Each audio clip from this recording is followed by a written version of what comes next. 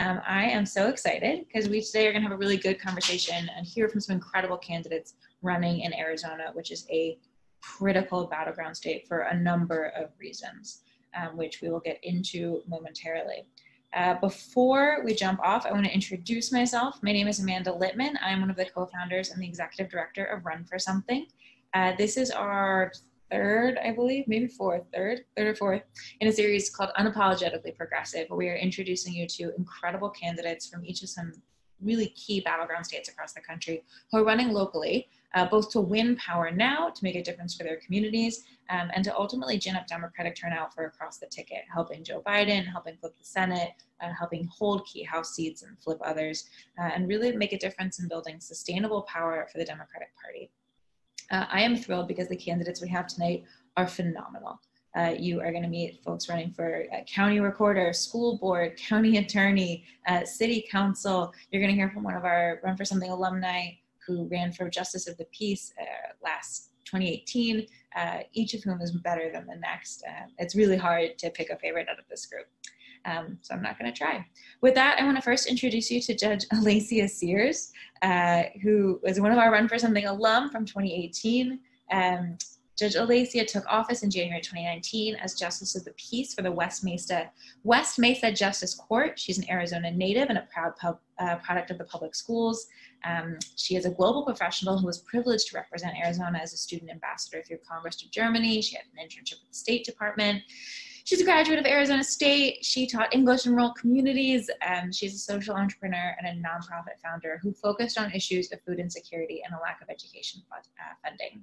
She believes in administering justice with liberty and fairness to create equitable solutions within our court systems. It is very cool, I think, to get to meet someone who's willing to put it all on the line to be a justice of the peace that makes our court system better and more fair. So, Elaissia, take it away and kick us off. Did we lose you, Elaissia? Zoom. This is our lives now. Let's give her one moment to flash back in here. No. You're back. Let's go. Hit us with the good stuff. Oh, it's me. I'm here. No, God. Oh, can you hear me? We can. Okay. What I was saying is, hello. My internet connection clearly isn't very good, but I'm glad you're all on the call, and I just wanted to touch on a little bit, what just happened. So the late and great RBG, rest her soul. I am very beyond grateful for everything she's done. I'm coming to you live from my home that I secured with a mortgage, through a credit line, through a bank account that I have, and none of that would be possible unless she enforced those laws. So it's really interesting to see how all of these different things she's accomplished through our colleges, being able to play a sport in college as a woman. Like, none of these things were allowed before she came along. So she's totally a trailblazer, fought tooth and nail for everything that she got and did for us. So I'm super grateful, especially now being a judge in the position that I'm in, being able to see her up there, but also other female judges coming up and making these really critical decisions from, obviously Supreme Court down to federal appellate judges, municipal, and then down to little old us at the justice courts. But what I will say, because a lot of people talk about, what is this election about? Is this just about the president? Is this just about Congress? At the end of the day, local, that is where we need to start. Because a lot of the legislation that you'll see, it all starts at the local level from those people that you may not have heard of. And then perhaps you don't vote. And then they come over to me at my job and they're like, hey, for example, we have a lot of issues with suspended licenses, and we had a law that was passed that basically allows people to get those dismissed because it was due to fines. So before, if your license was suspended due to fines, you got the class 1 misdemeanor, you were hit with a fine, and this all can impact your registration, insurance, etc. So it may not seem like a big deal, but for some people, being able to drive, I mean, that's everything. They're able to go to work, they're able to figure out things with custody between their kids. So I think it's really important that we focus on these things and learn who your representatives are and see who's in your district. Go to your local LD meetings, you know, all that good stuff. But yeah, I guess at the end of the day, for everyone who's currently running, just stay focused. I know you guys are getting tired and it's exhausting with everything that's happening at the national level, but just stay committed. Know that it's all going to be worth it. I know that it was incredibly difficult for me to get through my election, but now that I'm in here, I know it was all worth it. So keep on keeping on. It's so good. I think it's often that we don't hear that from elected officials. Like, the campaign is miserable, but the outcome is worth it. So thank you, Elaissia, for saying that so clearly and powerfully. You are 100% right. Local is where it's at, and that's the entire premise of Run for Something. So before we talk about before you get a chance to meet 4 candidates who are all running for something local, I want to just do a little context setting for where things are at in Arizona right now. Arizona is clearly a mission critical state for 2020.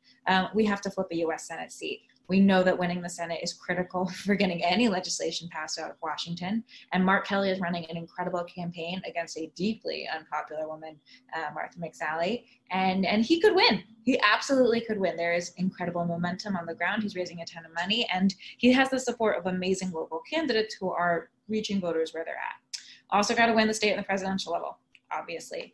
But I think most importantly is breaking unified Republican control of the state government. There are 3 seats we need to flip in the state Senate, 2 in the state House. That is absolutely doable. I actually think it's really important to note tonight that we don't have any state legislative candidates on the call. That is not because Run for Something hasn't endorsed any. You can absolutely check our website and look at who we're supporting for the Arizona State Legislature. But because there's also so many other important races, as Elaissia said. I'm really excited tonight that your first candidate you're going to meet is Gabriella Cazáres-Kelly. Gabriella is running for Pima County Recorder. She will certainly tell you a little bit about what that office is and why. Gabriella is a community organizer, a public school educator, a member of the Tohono O'odham Nation. I apologize if I said that incorrectly. She is running to be the next Pima County Recorder, which is a position that oversees voter registration and early voting. She entered this race because she's committed to making voter registration and early voting services as easy, fast, and as accessible for all. When she wins, she'll be the first Native American to hold an elected countywide office in Pima County. I'll let her tell the rest of her story and more about her campaign. But Gabriella, take it away. Thank you. Thank you for having me. Skuktash, Anya Nyapchugi, Gabriella Cazáres-Kelly, Bisnamo Ochkup Amjad. Good day. My name is Gabriella Cazáres-Kelly. I'm from the communities of Bisnamo and Kup, which are located on the Tohono O'odham Nation right here in beautiful Pima County. Actually, the word Arizona, Arshon, comes from our language, and I live in the beautiful city of Tucson, and Tucson that also comes from our language. So Native people have been here, of course, since time immemorial. And what brought me into this race actually was simply registering voters. I wanted to make sure that I could register voters at the local tribal community college where I was working. I thought it would take me a couple of afternoons in the student lounge, and we had a really small student population, so we thought it would take just a few afternoons. And what it turned into was weeks, and it turned into weeks because we were recognizing that there's so many systemic barriers that are keeping people from participating in just voter registration, especially people who are living in tribal communities, rural communities, people who, elders who are struggling with their voter ID laws, and constantly, because we've recognized that Arizona is part of a prison industrial complex, we don't ever talk about how that impacts people with felonies and their rights. And so we were encountering all of these groups of people. And finding that there was these barriers that existed preventing people just from participating in voter registration, just being able to pick up a form. The community that I come from is the size of Connecticut. Most people don't know it's there. And it has one post office, which is only one location where you could pick up a voter registration form. And we went to the post office and they didn't have any forms.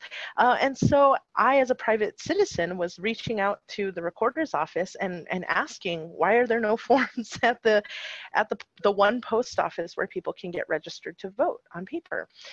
And so those are the types of conversations that I was calling about, and I was pestering every single day. And they were very kind to me. They were very nice. But sometimes it would be transferring me a couple of times because they didn't quite understand what I was talking about because of the rural or the tribal aspect. Sometimes I would have to wait and get phone calls back because I was asking questions that had never been asked before. And so what we were recognizing was that it was so difficult to serve our community because people don't know enough about our community. People think that Native Americans are gone.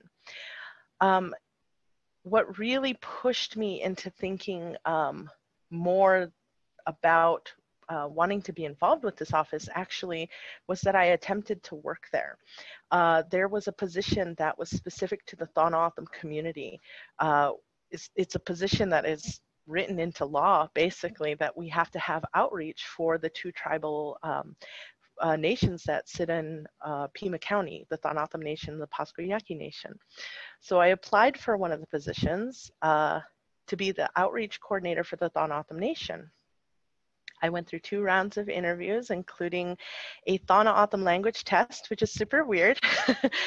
Usually, I've worked for 14 years in tribal communities, and never once have I had a language test as a prerequisite to a job.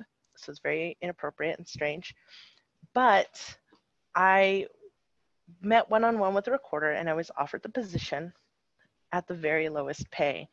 So they were not willing to recognize my bachelor's degree from the University of Arizona or my master's degree from Northern Arizona University or the 14 years experience I had working in tribal communities, or the fact that I just passed a language test. And because I didn't have the privilege of being able to take a cut in pay as an educator to work for the recorder's office, I had to walk away from that position, which meant it was not filled for 2 years and it had been empty for 2 years. So 4 years, my community missed out on an opportunity to have somebody directly conducting voter registration and building relationships and providing trainings so that this entire community could be served. The reason that didn't happen was because it wasn't a priority. And so when I found out that the current recorder was retiring, I recognized, at first I thought actually, well, whoever comes in next, I'm gonna have to somehow convey everything that I've learned by doing voter registration out in the field. I'm gonna have to explain all of this to this person and hope, cross my fingers, that they're gonna care about my issue. And then I'm gonna have to cross my fingers and hope that they're not a white supremacist and that they're not anti-Native and that they are going to be concerned with my issues and the issues of an entire community. And so I realized that I'm not willing to take that risk, and that I'm knowledgeable and I've experienced and I'm educated, and I have the ability to do this job, and that's why I decided to run for this office. Right off the bat, I was told so many things about how I needed to stop talking about Native communities, that I needed to stop centering Black and Brown people in the middle of my conversations, because I needed to appeal to the urban, white, affluent voter, who are the people who show up for elections. I was told that I would alienate people and that I needed to make sure that I was giving them something every single time, and that I didn't alienate people. And so I was frozen for a few minutes on that, about 2 weeks. I struggled to write up my website and the literature for that I needed to hand out to people. And I was just frozen with that concept and trying to figure out, how can I make myself less native? How can I make myself not as confrontational? And I recognize that I can't. I cannot do that. This is the way that I look. These are the experiences that I have. This is what brought me to this position to begin with. And so I had to be unapologetically myself. And I talk a lot about white supremacy and the systems of oppression that have continued to keep people from participating in our democracy, in voter registration and early voting.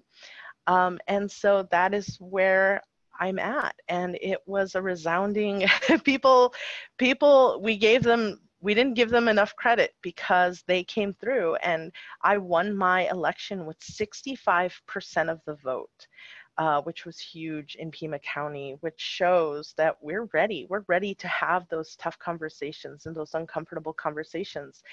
And so I'm really proud and excited to be the Democratic nominee, and I'm up against a xenophobic white supremacist Republican who actually just said some really horrible things to me today in a debate. So if you'd like to learn more about my campaign, you can visit GabriellaForRecorder.org. And when people make donations to my campaign, they actually automatically get a sticker, Indigenous Woman Coming Through. This is the mantra for my campaign. We're coming through whether you like it or not, whether you're ready for it or not. We're going to talk about the things that matter to us, no matter what. And we're just going to keep doing it. So thank you so much. I am obsessed with this sticker. That is so amazing. I want to come back to when we have a little open conversation later about what you're hearing from your opponent and how that's affecting your campaign. But first, I want to meet our next candidate. Julie Gunnigle was born and raised in Maricopa County and currently lives a mile from the school that she grew up at. She's running for Maricopa County Attorney because she believes that the people of Maricopa County deserve a criminal justice system that is smart, fair, and tough. Julie graduated from the University of Notre Dame Law School, cum laude. After law school, she went on to serve as an assistant state attorney in Cook County, Illinois, where she prosecuted financial crime and public corruption. County attorneys are positions that have more importance than we ever could have imagined. And I think particularly over the last 6 or 8 months, we have seen how important it is to have amazing progressives in these roles. So I am really excited to hear Julie's story. My goodness, thank you so much for having me. And Gabriella, you are such a hard act to follow. Your sticker's on my car, by the way. I'm so excited for you. So hi everyone, I'm Julie Gunnigle. I am the Democratic nominee for Maricopa County Attorney. Let me tell you real quick what that means though, because our county is one of the biggest in the country, and this office is actually the third largest prosecutor's office in the entire country. It's everything from Phoenix to Mesa to Glendale to Scottsdale, AJ to Buckeye. This is a big space with almost 5 million incredibly diverse people living all together here in Phoenix. And we have had a single party control of this office for nearly 40 years. What that's meant is that Arizona has gone down as being one of the most regressive states when it comes to criminal justice. It means that we're the 5th largest incarcerator in our country, the 8th largest in the world. We spend more in our prison system than we spend in our world-class university system here in Arizona, and that's wrong. And the prosecutor, the Maricopa County Attorney, has a big part in that and a big part in righting some of those wrongs and undoing the harms of the past. So I was born and raised here in our county. In fact, I'm the daughter of a retired public school teacher. So I quite literally grew up inside Arizona classrooms. And she taught me a thing or two about public service and what it means to put others before you. And while my path didn't go that direction of teaching initially, my path went to law school and then later to serve the public as a assistant county attorney in Indiana and then later in Illinois. I focused on violent crimes in Indiana and child-on-child sexual assault, and then was later tapped to join the Cook County Financial Crime and Public Corruption Bureau, where it was my honor to on behalf of the people of the state of Illinois, pursue crimes against democracy and politicians who were stealing public funds. So when I moved back here to Arizona to raise my family, I was deeply disturbed. I have my kids in the same classrooms that I grew up in, and I see the difference. I see what it means to gut public education. I see what it means to have absolutely unchecked conflicts of interest happening in our government. I see what it means to have had nearly single party control in a state for far too long. So when I first started this campaign, we were aggressively messaging on what it means to be progressive when it comes to criminal justice reform, what it would mean to have a prosecutor who stops asking for cash bail, because we know that that disproportionately harms our poorest and most marginalized people, what it would mean to have someone who's explicitly anti-racist in this position arguing for policies that would undo eons of historical disenfranchisement and over-incarceration of communities of color, and what it would mean to have a drug policy that was smart and made sense, because far too many people are in prison today for no other reason than substance use disorder. But I'll be really honest with you, the dynamic of the race has changed, even just in the last week with the passing of Justice Ginsburg, who is one of the big reasons why I went to law school. And it's changed because in Arizona, we continue to have a felony abortion law on the books.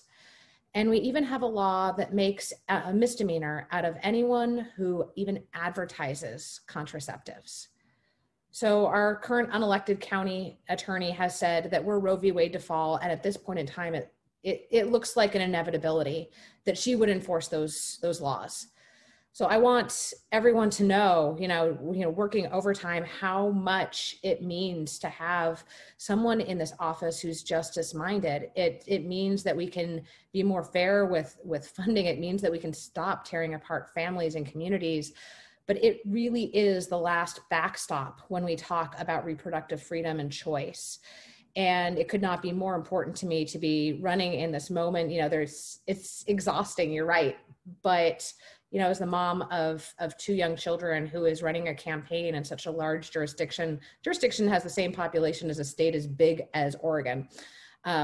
We are crisis schooling. We are, running a campaign that can win. We are absolutely tied in the polls, and we are absolutely unapologetic in the justice-minded efforts that we are fighting for in this election. And I was just so glad to be included tonight.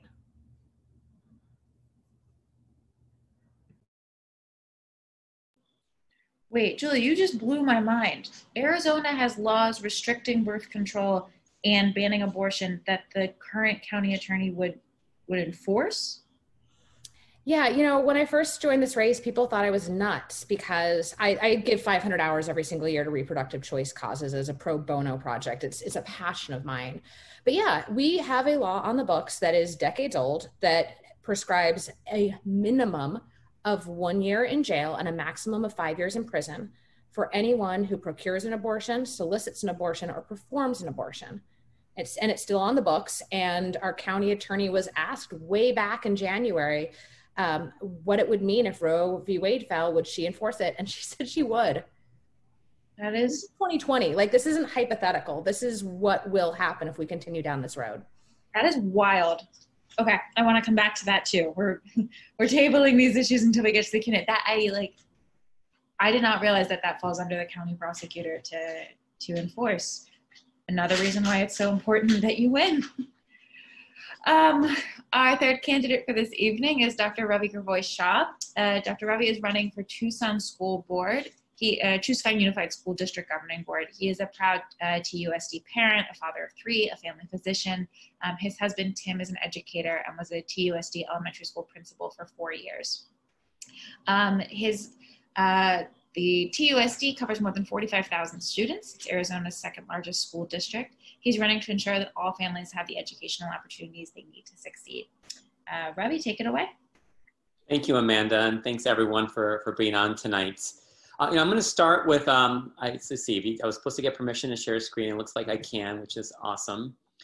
So as we're all thinking about, Ruth Bader Ginsburg and our loss in the progressive community, these past weeks, I want to share something really briefly, because I think, my journey to my run for the school board, really started with my work looking at higher office, working with statewide office and other things in my teens and 20s. And it wasn't until later that I started realizing just the importance that local offices have on our lives. But I want to start with the national office. And so this is hanging, can you guys see this? Hopefully you can. I'll continue on, but this is hanging in my daughter's room. My daughter's 8 years old. And before dressing up as Ruth Bader Ginsburg and being part of that was the thing, we decided to dress her up as a fairy Supreme Court justice. This is back in 2012, Halloween. No pressure, of course, to her, but something I had heard from, I think, Stephen Colbert, back when he was on the Colbert Report on Daily Show back then, and talking about empowering daughters. And so we dressed up as a fairy Supreme Court justice at Halloween. And I sent that photo to the 3 female Supreme Court justices at that time. And I received a response back from Ruth Bader Ginsburg. And here's the photo, a little more detail. Start share here. Let me get to the right one. I want to share the photo that Ruth Bader Ginsburg of the letter she sent back. So she sent a personalized invitation to come to DC. We haven't had a chance to do so, but she also wrote a little something for her and signed it for our daughter. Inspired to work hard to achieve your aspirations. And at the end, think of your children and grandchildren to come and do your part to make society as you would want it to be for them. And this is hanging in my daughter's room since 2012.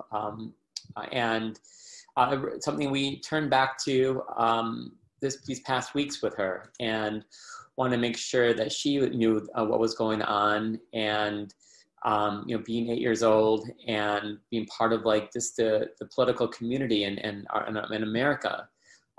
She was up with us, and we let her stay up late Tuesday night to watch debate, and she had her own reactions about what her own kindergarten or third grade teacher would be doing if something like this happened in class, the way our illustrious president was acting on Tuesday nights. But this really meant a lot to me. It meant a lot to me to have that from Ruth Bader Ginsburg. And I say this now, running for local office, because, we all know that the federal offices are so crazy important. Who we elect for our president, who we elect as our senator, Mark Kelly, hopefully will win this election, and who we left for our congressional races here throughout our countries are so important in terms of what directs our lives. And the Supreme Court, Ruth Bader Ginsburg, reminds us of how important that is with our current fights. But then looking to local offices, and why I'm running for a local office here in Tucson, started that process about 10 or so years ago, and realizing the difference that we can make in our communities through working with our locally elected officials.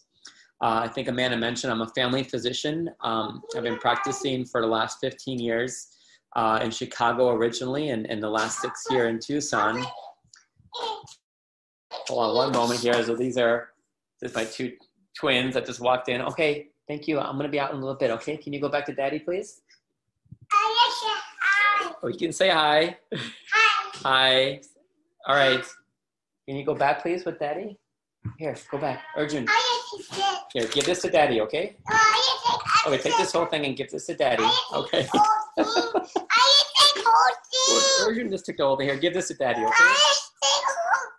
Here, give this to Daddy. All right. Deeply relatable content.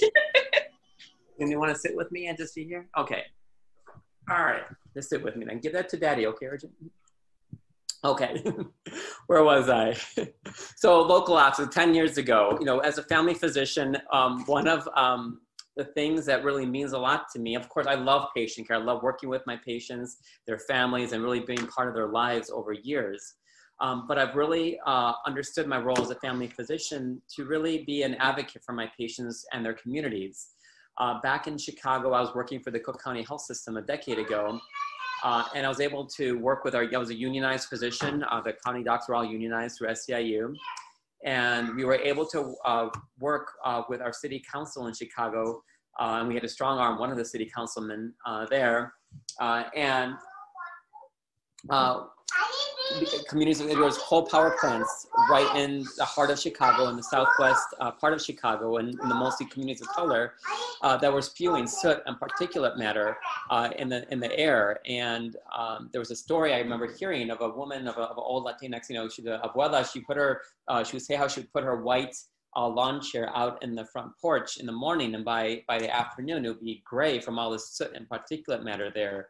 And we're dealing with, you know, high asthma rates and high cancer rates and more birth, you know, defect, other kinds of things. And so we were able to work in strong arm and aldermen to pass an ordinance to ban soot and particulate matter at a certain threshold, which eventually closed down those coal power plants. And that was an amazing victory for clean air for those communities of color that I was able to work with. In my local community, I was living in Oak Park, which was right outside of Chicago at the time. I worked with our village elected officials to require bike helmets for youth there, and to really work on safety issues. And so really started getting to learn what it meant to work with locally elected officials to really make that impact. And of course, you saw two of my children just now, and my oldest is 8 years old. She's a third grader in our school district. And when she started in our school district 4 years ago as a kindergartner, I started getting involved in our own school district here in Tucson. It's the second biggest in Arizona. We have somewhere between 45 and 50,000 kids. At last count, 212,000 registered voters in our school board race. So crazy, a large school district here in terms of the work that we're doing to reach out to voters. But started getting involved a couple of years ago in my daughter's school. I was on the PTA, and I became the treasurer of the PTA that first year, and really got to learn what it meant to do school finances. And it wasn't until, you know, you're cutting a check as a PTA treasurer to the school to reimburse for toilet paper halfway through the year, because they'd already blown through their toilet paper, their supplies budget, that you know that there's a problem. And I wanted to, and knew then I was, you know, we need to make a change, you know, started thinking about running for school board seriously back then. And then after my husband left the school district, he was a elementary school teacher most of his career, and was a school principal, was a TUSD elementary school principal for 4 years at a high needs, mostly Latinx, mostly free and reduced lunch school. Once he left the district, I was able to join the audit committee. And most people get bored by numbers and finances. I'm the weird person that actually likes that. And so joined the audit committee 2 years ago and started learning about what it meant to really run the whole district finances. We're talking about more than $500 million, $500 million budget. And then as a physician member on these issues, a year and a half ago, the district started revamping its family life curriculum, which is the sex ed curriculum, has a lot of other things, you know, puberty, development, hygiene, consent, and other things about development, but is quickly known as the sex ed curriculum, the family life curriculum. They started the process in the spring of 2019, and they asked me as a physician member, as a physician in the community, to join the committee that was making recommendations to the governing board on updating our family life curriculum. So I joined the committee. I read the curriculum for the first time on a plane going to Kansas City for a conference, and my jaw dropped from 35,000 feet down to ground level, because that curriculum that we were teaching all these students was, you know, medically inaccurate in many ways, but so shaming and stigmatizing and missing so many important things. And so I was able to, as a physician member of this committee, go back to this committee and say, we got to make a change. And we made it medically accurate. We got rid of a lot of the scare tactics on birth control and IUDs and depot shots and other things that were in the curriculum. We got rid of the shaming and stigmatizing language, you know, stigmatizing just being a female and having being a sexually active female, and stigmatizing, you know, anal sex for our gay teens, and all the other language that was in there that was so inappropriate. And we were able to add language. We defined the difference between sex and gender and sexuality and gender expression, gender identity. We were able to define that language in medically accurate terms. And that was a huge win. And it was controversial. It got a lot of flack from a lot of people, especially coming down from Phoenix to fight against this, fight against teaching kids, you know, the realities of life and society and what it takes to protect themselves. But we got it passed through the school board, and that was a huge win. And so these are really important victories on the local level, and what has taught me, you know, how important it is to get involved on local level. And I'm excited, hopefully, to serve on the school board in a few months, if elected in 30 some odd days, to really continue making that impact for my community as a school board member. And I thank you for all your help Run for Something over this last year, and thank all of you for being on this call and for being patient. Of course, you know, we're all dealing with Zoom and kids running into Zoom meetings, but thank you for your patience with my own children there. You do not need to apologize for a damn thing. That is the most, every parent is shaking their head saying, yes, we have been there. Well, let's say, Amanda, so when Zoom started and COVID started back in the springtime, we were really working on potty training. And so my kids were, you know, naked most of the time, running around naked, you know, potty training. And so they would come into my work Zoom calls, come butt naked. And so this is much better. At least they were clothed this time around. You know, just gotta be free to be yourself. I appreciate it.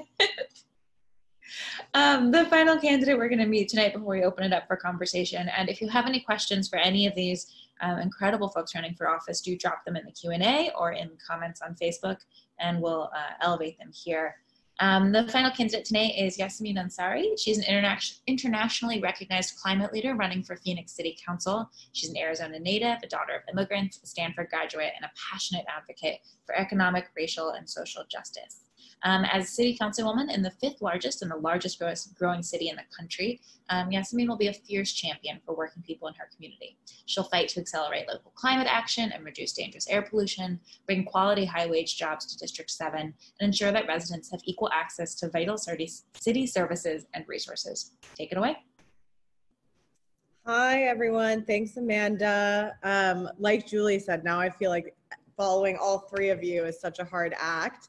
And I just actually came back from canvassing, so sorry I'm looking a little casual. But again, my name is Yassamin Ansari. I'm running for the Phoenix City Council in District 7. And for those not from Arizona, Phoenix, you know, as Amanda said, is the 5th largest and fastest growing city in the country. And we have 8 city council districts, which is actually pretty rare for a city of our size. Usually, you know, cities of comparable size have 40 or 50 council members. So it's really exciting, and what that really means is that as one member of the city council, you represent about 200,000 people, which is quite a lot. And number two, I think what's exciting about it is that one shift on the council really can make a big difference in terms of the trajectory of, you know, the decisions that are made and the policies. And I think that's, you know, that's really exciting and shows that we can make a lot of impact if I am elected. So a little bit more about me. I grew up in Arizona. Both of my parents are immigrants who came to the US in the 1970s.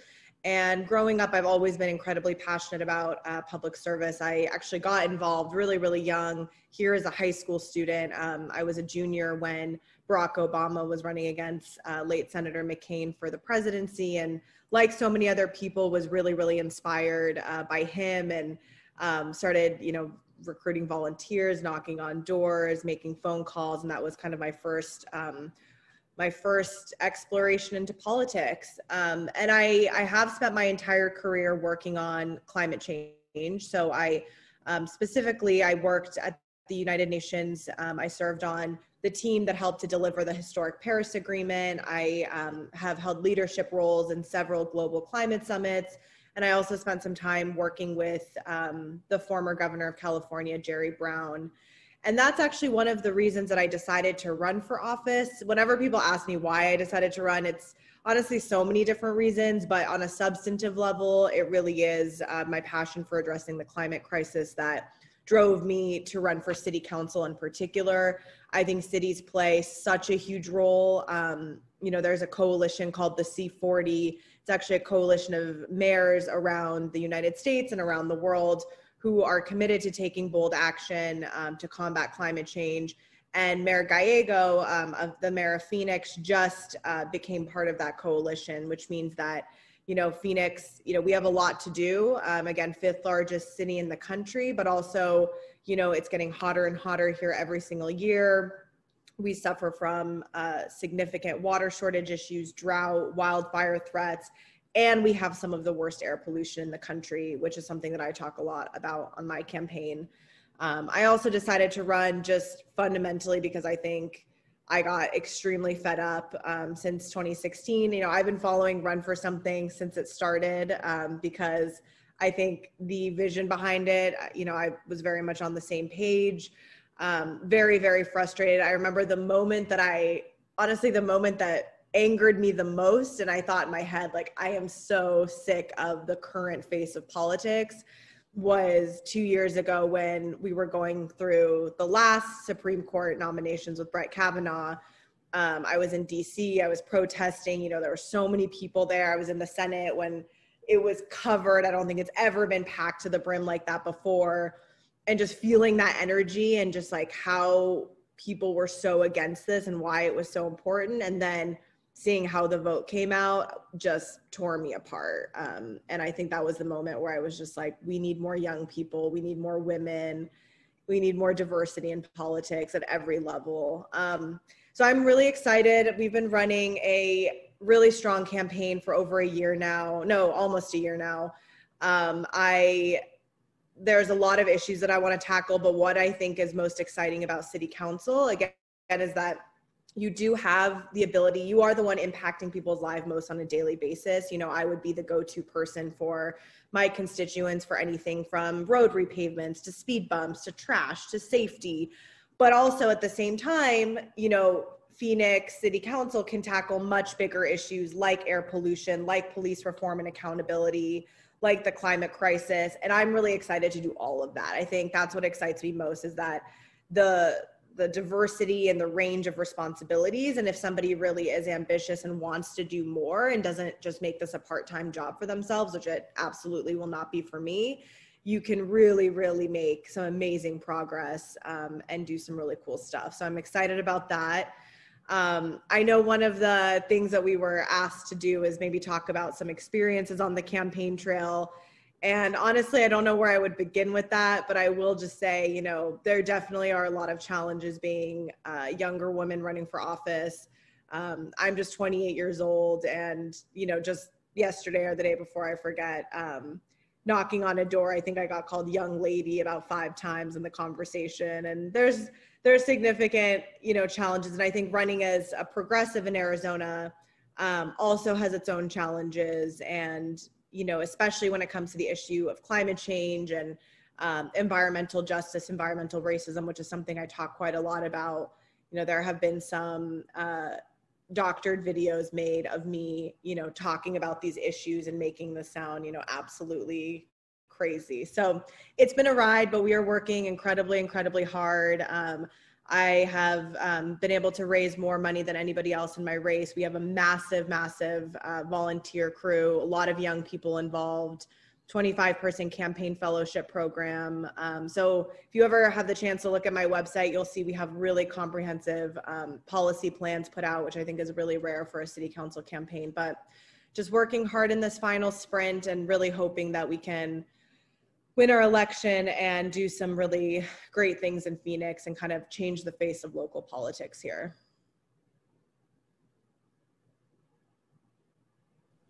Amazing. I think the campaign that you're building is really powerful and is pretty atypical for a city council race. So I think it's beautiful. What you're doing is really beautiful. I have a couple questions for each of you. But if you have anyone, if you are watching, whether on Zoom or on Facebook, and have questions for us, don't hesitate to drop them in the Q&A function or in the comments. I want to do this in the order that you spoke because this is the order I wrote them down in. Gabby, I want to learn a little bit more about your opponent and the particular challenges you're facing as a Native woman running against a white supremacist. Yeah, so I had a debate today in which we were talking about the responsibility of voter outreach to the Native communities in our region.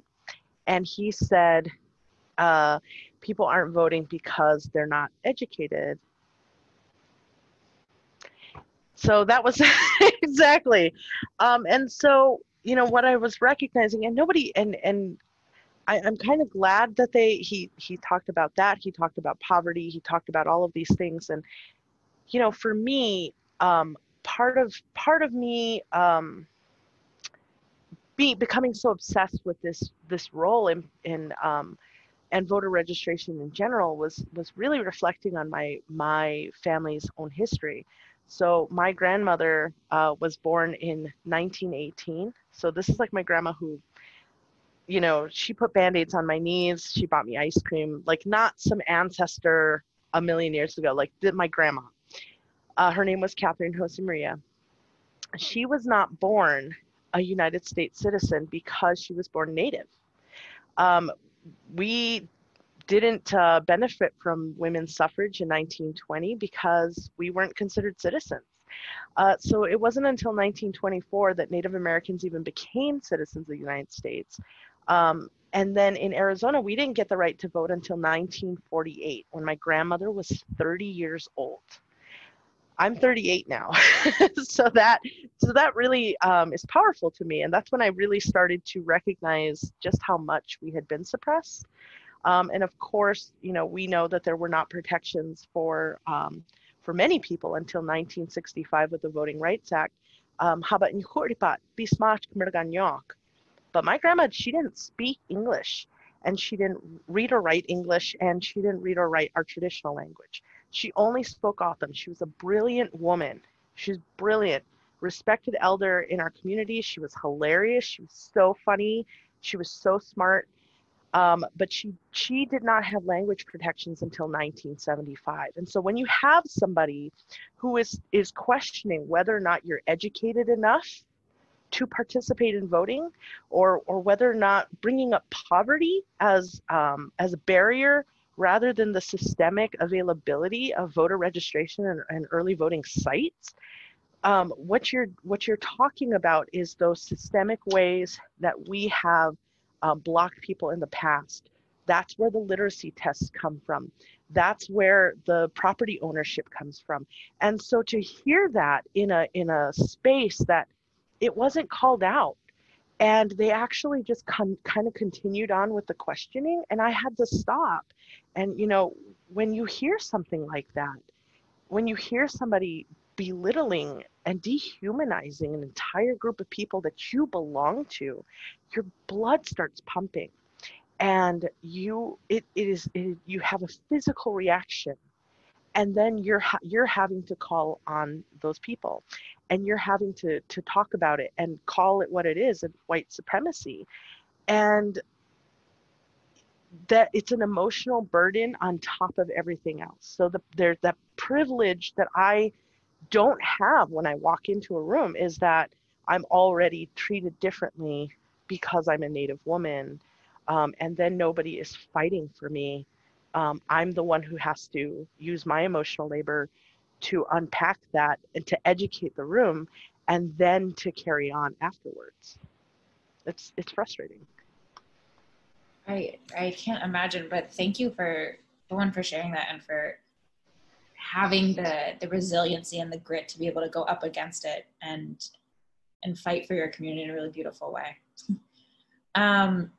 Julie, I can't stop thinking about the fact that if Roe v. Wade gets overturned, you have a role to play in protecting Arizona women's rights to contraception. Are there other issues that people might not think fall under the county attorney purview that as you think about what your term could look like, you want to make sure are drawn attention to, or that you think people should understand are part of your role?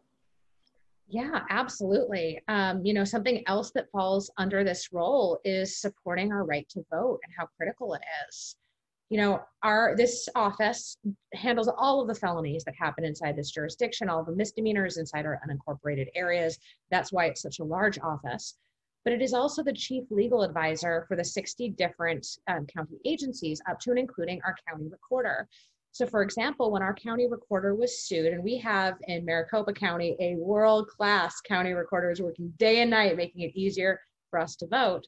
But when he was sued, because he was making it too easy for certain folks to vote, our unelected county attorney used taxpayer funds to support a program that the Ninth Circuit had already found to systematically disenfranchise Black, Indigenous, and people of color.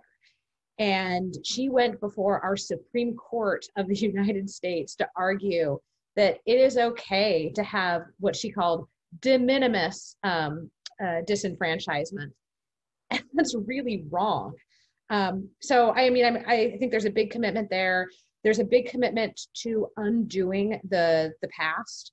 You know, this has been the office that has stood lockstep with people like Sheriff Arpaio and has been supportive of SB 1070 efforts. You know, that was 10 years ago, but it is very real here in our county. Just last legislative session, there was a SB 1070 copycat rule that was going forward in our state legislature.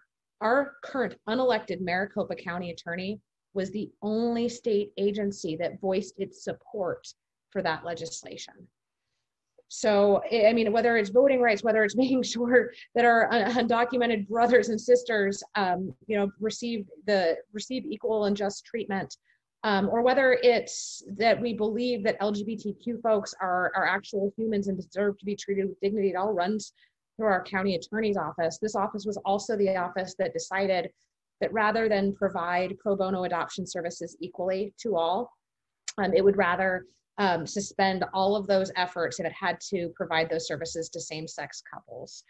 Our current unelected county attorney has undone a little bit of that damage, but we also know that in the same breath, she made some really bigoted statements against our trans population here in Arizona. So there's a lot at stake in this race. That is wild about adoption. I can't imagine. I can't imagine. That's horrific. No, what's horrific is the person who made that choice was then promoted to the Arizona Supreme Court, and he sits as a justice to this day, holding those bigoted views on LGBTQ folks. Jesus. Well, I am glad we're on your team, and we're going to do everything we can to help you win, because this woman needs to get out of office immediately. Ravi, my question for you, and we talked a little bit about this when you graciously joined me for our podcast interview, but COVID as it relates to schools is, I think, a centerpiece of what you'll have to deal with if you win. When you think about the challenges facing the Tucson School District in 2021 and beyond, where do you start? Well, it's going to continue with COVID, unfortunately. Not to be a negative Nancy, but we're not going to be done with this by election day, and we're not going to be done with this into early 2021, if not beyond. And so being a strong COVID response is my main platform, as a physician in the race and someone who's done a lot of work in public health over the years, making sure we do this right. And we see this trend around the world, around the country, including around the world, about opening up our schools, opening up everything, because we're just tired of it and we're sick of it. And gosh, believe you me, I am so sick of COVID as well. And patient care, when I'm seeing patients, I had to wear a surgical mask, I wear a face shield, and it's not fun. And making sure we have keep our kids, the teachers and educators and staff and the families they come home to safe is super important. And emphasize that last part, Amanda, because we don't think enough about the families that people are coming home to. For us, we have a multi-generational family. My parents came with us from Chicago when we moved here 6 years ago, and my father still lives with my mom. Passed away a few years ago, but my father still lives with us. He lives in our home, and he's with our family, with our grandkids every single day. And we're always worried about what we bring home, to him in his 70s, and with his chronic health problems. And so many of our students and our teachers and staff have the same problems. And everyone's just like, let's get them back in school. Let's open up our schools, regardless of the consequences. And gosh, it's so the kids running into Zooms, dealing with our third grader and virtual learning, and just the frustrations behind that is going to be scary. And the second main issue, which really expounds upon the COVID issue, is finances and budget, because there are a lot of parents that have chosen not to send their kids to school anymore. A lot of them are doing homeschooling, taking that money from the state, or finding alternatives, or going to a private school or a Catholic school, or someone that's saying, hey, we're going to open our school. We have in-person learning. Came over across my Facebook feed, some advertisements might have come across your Facebook feed as well, advertisements for in-person learning, and people not really, taking public health experts, seriously. And so that's going to be a big challenge because of loss of enrollment and what it's going to mean to the finances and budget for the 21-22 school year. And that's going to be just a real big struggle that a lot of school districts, almost every school district around the country, is going to be facing in the year ahead. Thank you. I'm so glad that a doctor like you will be part of that decision-making process, hopefully. Finally, Yassamin, you are a climate activist and an expert. Most people don't think of city councils as a place where you can really move the needle on climate policy. Can you explain, for those who may not be familiar, what the role is the Phoenix City Council has to mitigate climate change and to take serious action? Yes, I have to answer this question all the time, so hopefully I can do it eloquently. So I guess the basic premise to start with is that in the next 10, 20 years, the majority of the world's population will be in cities. And so the way cities are designed and built really does matter, because that's where all of the action is basically happening, right? And there's two areas in which I think that, two main areas, there's a lot we can do, but two main areas I think on the Phoenix City Council I hope to really make a big difference on, and that's with transportation and with infrastructure. So with transportation, obviously, Phoenix just, passed light rail expansion. There was, people tried to stop that several years in a row, lots of dark money inside the state, but it's great we have light rail. It's great we have a bus service, but at the end of the day, the way the city's designed, everyone has a car here. You really rely on a car. So we really need to look at how we can accelerate the transition to electrification, because in the United States in general, transportation is causing the majority of greenhouse gas emissions and pollution that we have. So there are other cities around the United States, Atlanta being an example of incentives that cities have provided for people to make electric vehicles more affordable and accessible. Because that's really the two main barriers right now for people are, there's not many affordable options. There's not really any affordable options for electric vehicles. And even if suddenly everyone wanted to purchase electric, we don't really have the infrastructure to support it. So as a city, we can, develop partnerships and add charging stations at public parks, at libraries, at other city-owned buildings. We can potentially, pass incentives where it makes it, again, more affordable for working families to consider buying an electric vehicle. We can also look at our own fleets, like look at our own city buses, eventually look at the police department, the fire department. Why can't we start looking at, electrifying those fleets, which will make a huge difference in the city in general. So that's one big area. I hope, if elected, to immediately start working on an electric vehicle action plan and figure out what we can do. And cities like Tucson, the mayor of Tucson, Regina Romero, also really strongly ran on a climate platform. And I know she's looking at these things. Tempe's also really active. They just revamped their climate plan. So I think there's a lot of regional collaboration as well. Secondly, the other one that actually is pretty obvious to me, but maybe people don't think about as much, but city council members work with developers. That's a huge part of the role. Developers are constantly coming to the city council, proposing new projects. You have to approve new developments. And there's usually, push to make new developments affordable and make sure there's a good quota of affordable housing. That's a huge issue in Phoenix.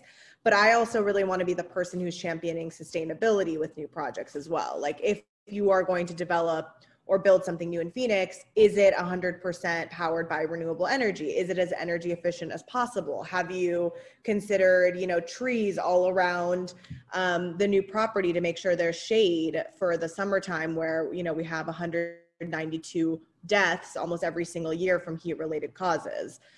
So those are two huge areas that honestly, if you tackle, it's going to take 5-10 years, but those are infrastructure and transportation are the big causes for pollution in the city of Phoenix and just around the country in general. And then in my district in particular, the concentration of industrial sites, of cement plants, of just all of the worst, most polluting types of factories are concentrated within District 7. It's the prime example of environmental racism. I think there needs to be just significant crackdown on those companies and, regulations set that, they have to start transitioning as well because they're, devastating the health of the people in the surrounding communities. That was perfectly eloquent and succinct. Thank you for explaining that. Thanks. We are up against our time limit, so I want to ask each of you in the reverse order that you just spoke. So Yassamin first. In like 1 to 2 tweets or less, how can people help you? What do you need right now? What's most important for your campaign? If you don't live in Arizona, I need money. I need phone bankers. I need people to write postcards. But really, I'm sure everyone's going to say this. We need money and people. I still need to raise about $65,000 to fund our budget. And we need all hands on deck in Arizona to knock on doors and get the message out to voters. If you don't know about Arizona, ballots are being mailed out on Wednesday of next week in just 6 days. And almost everyone, I think 85% of people in Pima County at least, Gabby, you probably know better than I do, vote early by mail. And so we think this, most people will be voting within 2 weeks. And so support now if you can. Like Yasmin said, you can donate to 4 of our campaigns. If you can make some phone calls about why people should vote for us, those are kind of the main things in our campaign people outside of Tucson can do. All of that and Gunnigle 2020 is the place to do that.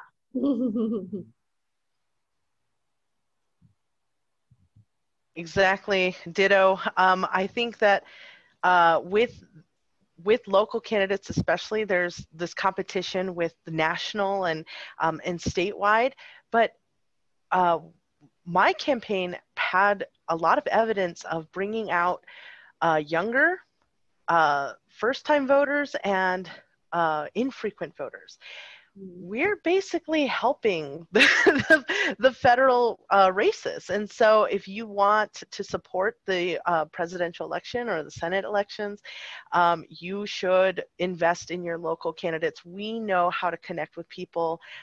We know where to go and who to talk to, and it makes a bigger difference for our campaigns than it does for those larger ones. And again, phone banking and donations is the most impactful way for us at this time. And plus, you get a really cool sticker. I mean, who doesn't want that? Thank you all 4 of you for joining us tonight. I know an hour out of your time is a long time, so we really are grateful for you for being part of the Run for Something team and glad to be on your teams. We will email everybody who RSVP'd for this today with links to all of their websites so that you can give them money, sign up to volunteer, make calls.